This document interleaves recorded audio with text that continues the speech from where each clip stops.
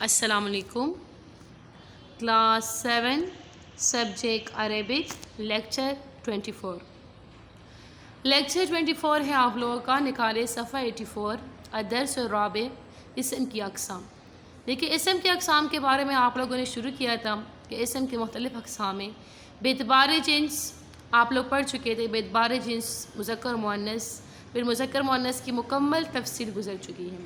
پھر آپ لوگوں نے پہلے باعتبار عدد، یعنی عدد کے اعتبار سے جو ہے نا آپ لوگوں نے اقسام پڑھ چکے تھے کہ واحد، تثنیہ، جمعی اقسام. پھر اس کے بارے مکمل وضاحت اور قاعدہ جو بھی فائدے وغیرہ تھے وہ آپ لوگ پڑھ چکے تھے. اب آ جائیں یہاں سے شروع کریں گے اسم کی تقسیم باعتبار معرفہ اور نکرہ. آپ دیکھیں اسم کی تقسیم ہو رہی ہے باعتبار معرفہ اور نکرہ. یعنی اسم کی پھر دو قسمیں ہیں، ایک معرفہ ہے ایک نکرہ ہے. نکرہ کسے کہتے ہیں؟ نکرہ وہ اسم ہے جو کسی عام چیز کے لیے استعمال ہو، جیسے کتابن، کوئی کتاب. نکرہ کو اردو میں اسم عام اور نکرہ کہتے ہیں اور انگریزی میں کامن ناؤن کہتے ہیں. اب دیکھیں نکرہ کسے کہتے ہیں؟ نکرہ کا مطلب ہے جو کسی عام چیز کے لیے استعمال ہو. عام چیز کے لیے جو چیز استعمال ہو، جو اسم استعمال ہو، اس اسم کو اس پہ نکرہ کہا جاتا ہے. اب دیکھیں میں ذکر کروں کتابن، کوئی کتاب، یا کراستن، کوئی کاپی، وغیرہ وغیرہ. تو دیکھیں اس کو اس میں نکرہ کہتے ہیں.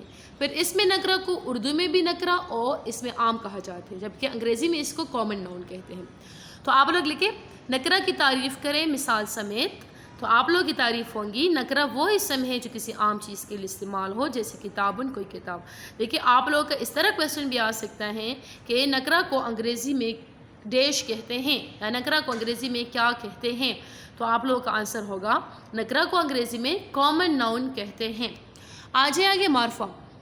معرفہ وہ اسم ہے جو کسی خاص چیز کے لیے استعمال ہو، جیسے خالدن کسی خاص آدمی کا نام، الکتابو کوئی مخصوص کتاب. معرفہ کو اردو میں اسم خاص اور معرفہ کہتے ہیں اور انگریزی میں پراپر ناؤن کہتے ہیں.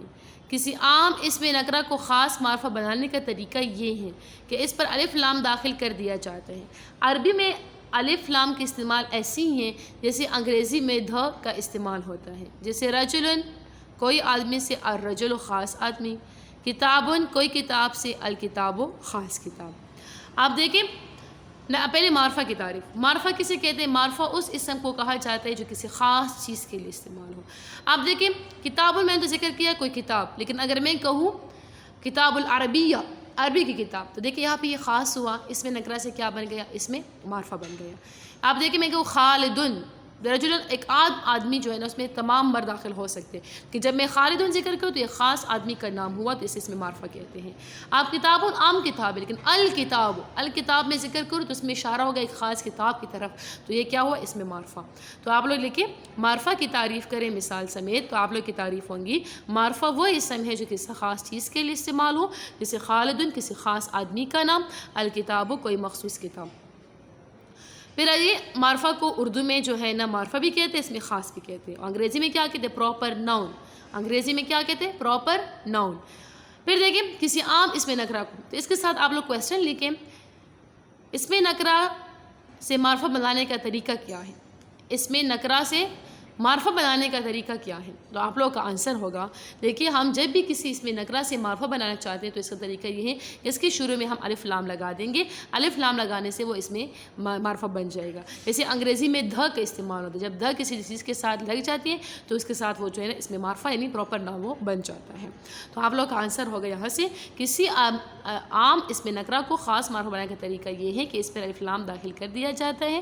عربی میں الف لام کا استعمال ایسے جیسے انگریزی میں دھ کا استعمال ہے، جیسے رجلن کوئی آدمی سے الرجل خاص آدمی. یہاں تک جو ہے نا آپ لوگوں کا آنسر ہوگا. آگے آ جائے صفحہ 85 کی طرف. 85 میں ہے الدرس الرابع اسم کی اقسام.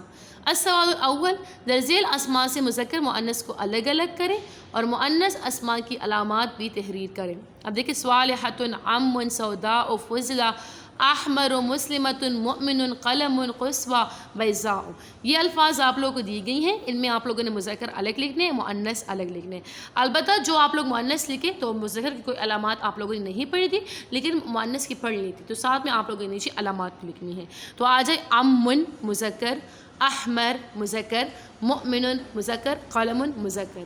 آئے مؤنث کی طرف صالحۃن مؤنث، کیوں؟ علامات مؤنث دیکھیے نیچے آپ کو دیکھا گیا گولتا تا، یعنی کہ آخر میں کیا ہے گولتا ہے. سوداء مؤنث، کیوں؟ الف ممدودہ، آخر میں کیا الف و حمزہ. آپ لوگوں نے علامات مؤنث پڑھ چکے تھے کہ گولتا ہے الف ممدودہ الف مکسورہ. فضلا یہ مؤنث ہے، کیوں؟ آخر میں کیا ہے علامات مؤنث آپ لوگ نیچے دیکھیں الف مکسورہ یا، یعنی اوپر جو ہے نا یہ الف مکسورہ یہ آیا ہوا ہے. پھر دیکھیں مسلمتن یہ مؤنث ہے، کیوں؟ جو نیچے لکھا گیا ہے گولتا کہ آخر میں گولتا ہے. قصویٰ یہ مؤنث ہے، کیوں؟ کیا ہے الف مکسورہ، آخر میں کیا ہے الف مکسورہ، یعنی یہاں پہ جو ہے نا یہ مد وغیرہ آیا ہوا ہے. آگے آ جائے بیضاء یہ جو ہے نا مؤنث ہے، کیوں؟ آخر میں الف ممدودہ الف و حمزہ وہ آیا ہوا ہے. پھر آگے آ جائے السوال الثانی مؤنث حقیقی مؤنث اکیاسی کی تعریف زبانی یاد کر کے تحریر کریں. مؤنث اکیاسی کی تعریف کیا وہ آپ لوگوں کو پیچھے بھی ذکر کی گئی ہیں، یہاں پہ آپ لوگوں کو لکھا بھی گیا ہے. وہ ایسے مؤنث ہے جس کے مقابلے میں کوئی مذکر ہو، جیسے الاب و باپ، الام و ماں وغیرہ.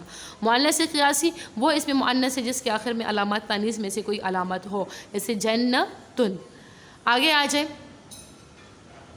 السوال الثالث مفرد تثنیہ جمع کی تعریف زبانی یاد کر لیں. السوال الرابع نکرہ و معرفہ کی تعریف زبانی یاد کر. دیکھیں میں نے آپ لوگوں کو پڑھاتے وقت ساتھ ساتھ میں آپ کو میں نشانات لگوائے ہیں، جو نشانات میں نے لگوائے اسی کے مطابق آپ لوگوں نے تعریف وہ یاد کرنی ہے. پھر دیکھیں السلام علیکم ورحمۃ اللہ وبرکاتہ. نوٹ: برائے مہربانی عملی کتاب کا تمام کام مکمل فرما کر اسکول بھیج دیں. دیکھیے بیٹا آپ لوگوں نے جتنا بھی کام کر لیا ہے، کام آپ کا مکمل ہو چکا ہے، تو ساری کتابیں جو ہے نا جو آپ لوگوں کے مکمل ہو چکے عربی کے، تو وہ جو ہے نا آپ لوگ اسکول کی طرف بھیج دیں چیکنگ کے لیے.